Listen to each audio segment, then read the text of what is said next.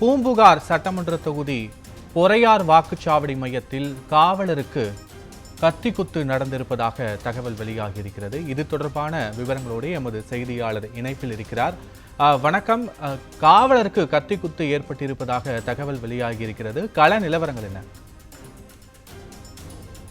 வணக்கம் பத்மநாதன். பூம்புகார் சட்டமன்ற தொகுதிக்கு உட்பட்ட பொறையார் வாக்குச்சாவடி மையத்தில் பாதுகாப்பு பணியில் இருந்த காவலரை கத்தியால் தாக்கிய நபரால் பரபரப்பு ஏற்பட்டுள்ளது. தொடர்ந்து பலத்த காயமடைந்த காவலரை மீட்டு பொறையார் அரசு மருத்துவமனையில் அனுமதித்துள்ளனர். மயிலாடுதுறை மாவட்டம் பூம்புகார் சட்டமன்ற தொகுதிக்கு உட்பட்ட பொறையார் ஜமாலியா முஸ்லிம் தொடக்கப்பள்ளியில் இன்று காலை வாக்குப்பதிவு தொடங்கி சுமூகமாக நடைபெற்று வந்தது. அங்கு பாதுகாப்பு பணியில் தலைமை காவலர் விக்னேஷ் ஈடுபட்டிருந்தார்.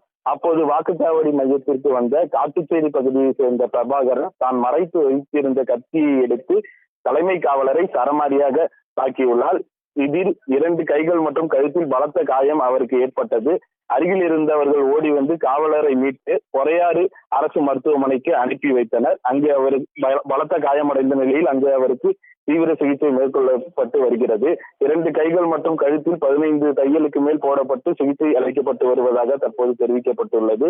சம்பவ இடத்திற்கு சென்ற பொறையார் காவல் ஆய்வாளர் காவலரை கத்தியால் தாக்கிய பிரபாகரனை கைது செய்து முன்விரோதம் காரணமாக கத்தியால் தாக்கினாரா அல்லது வேறு ஏதேனும் காரணங்களால் இந்த சம்பவம் நிகழ்ந்ததா என்பது குறித்து தீவிர விசாரணை மேற்கொண்டு வருகிறார்.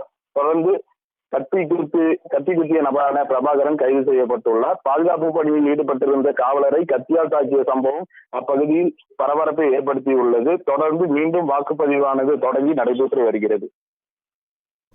காட்சிகளோடு முழுமையான விவரங்களுக்கு நன்றி அருண் பிரசாத்.